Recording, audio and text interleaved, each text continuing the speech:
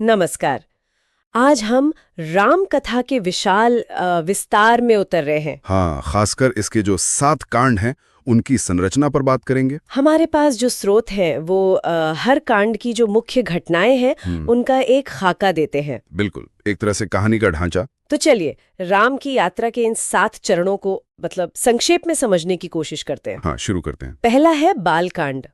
इसमें अयोध्या की बात है, राजा दशरथ की संतान की इच्छा है। हाँ, और फिर वो यज्ञ और 4 पुत्रों का जन्म, राम, लक्ष्मण, भरत, शत्रुघ्न। हाँ, और फिर राम और लक्ष्मण विश्वामित्र के साथ जाते हैं। राक्षसों का वध। और कहानी पहुंचती है सीता स्वयंवर तक, मिथिला में, जहाँ राम सीता का विवाह होता है। तो ये बालकांड एक तरह से नींव रखता है। बिल्कुल, दिव्य जन्म, शिक्षा, पहली वीरता, मतलब राम के अवतार की भूमिका तैयार होती है। हाँ, उनके असाधारण चरित्र की झलक यहीं से मिलने लगती है। फिर आता है अयोध्या कांड। अयोध्या कांड, यहाँ कहानी एकदम पलट जाती है। हाँ, राम के युवराज बनने की तैयारी हो रही है, लेकिन तभी वो मंथरा का षड्यंत्र और कैकेयी के वो 2 वरदान। सब कुछ बदल जाता है।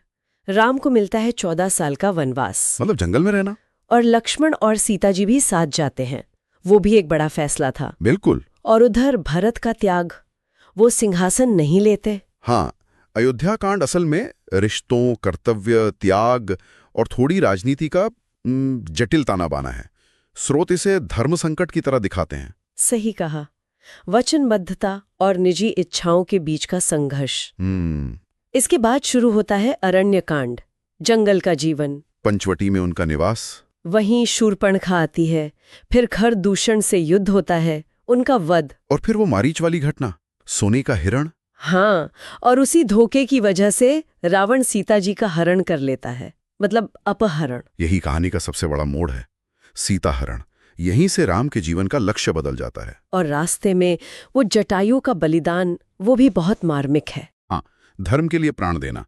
अरण्य कांड व्यक्तिगत दुख से एक बड़े संघर्ष की तरफ ले जाता है कथा को। सीता जी की खोज उन्हें ले आती है किष्किंधा कांड। किष्किंधा, यहाँ वो हनुमान और सुग्रीव से मिलते हैं। राम सुग्रीव की मदद करते हैं, बाली का वध करके राज वापस दिलाते हैं। और बदले में सुग्रीव अपनी वानर सेना को सीता की खोज में लगाते हैं। यहीं पे हनुमान जी को उनकी शक्तियों का एहसास भी दिलाया जाता है ना। बिल्कुल, किष्किंधा कांड एक तरह से सहयोग और मित्रता का कांड है। राम अब अकेले नहीं हैं, उन्हें मदद लेनी पड़ती है। हाँ, स्रोत बताते हैं कि कैसे अलग अलग ताकतें मिलकर बुराई से लड़ती हैं। ये मित्रता सिर्फ रणनीतिक नहीं थी, धर्म की स्थापना के लिए भी थी। और फिर आता है सुंदर कांड। ये तो लगभग पूरा का पूरा हनुमान जी को ही समर्पित है। हाँ, सुंदरकांड अपने आप में एक छोटी महागाथा है। उनका वो समुद्र लांघना, फिर लंका में सीता जी को ढूंढना, उन्हें राम का संदेश देना, अशोक वाटिका उजाड़ना, और लंका दहन करके वापस लौटना। अद्भुत है ये सब। सही में ये दिखाता है कि एक अकेला निष्ठावान दूत क्या कुछ नहीं कर सकता। हनुमान की बुद्धि, बल, निष्ठा सब यहाँ दिखती है। स्रोत इसे आशा का प्रतीक मानते हैं, चाहे लक्ष्य कितना भी मुश्किल लगे। बिल्कुल। छठा कांड है लंका कांड या युद्ध कांड। महायुद्ध, धर्म और अधर्म का सीधा टकराव। समुद्र पर वो पुल बनाना, राम सेतु, फिर वानर सेना का लंका पर हमला, भयंकर युद्ध। लक्ष्मण का मूर्छित होना, हनुमान का संजीवनी लाना, मेघनाथ, कुंभकर्ण जैसे योद्धाओं का मारा जाना, और आखिर में रावण का वध राम के हाथों। हाँ, और फिर विभीषण का राज्याभिषेक। लेकिन कहानी यहाँ भी नहीं रुकती।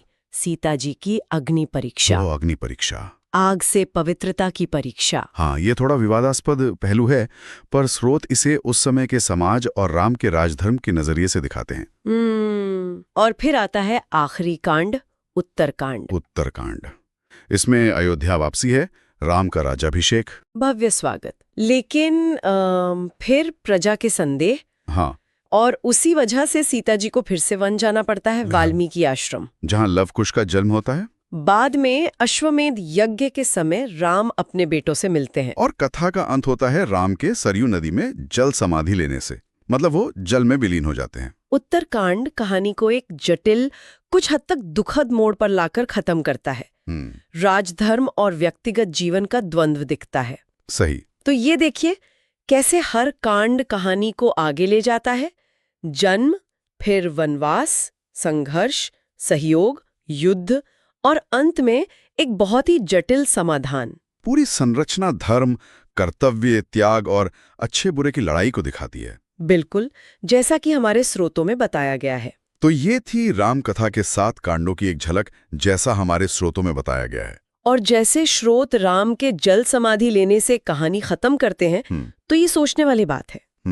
क्या कि एक ईश्वरीय अवतार का इस तरह पृथ्वी छोड़ना, खासकर इतनी मानवीय परीक्षाओं और मुश्किलों के बाद, उनके यहाँ आने के उद्देश्य और उनकी जो अलौकिक प्रकृति है, उसके बारे में क्या गहरा संकेत देता है? हाँ, ये वाकई में एक गहरा प्रश्न है।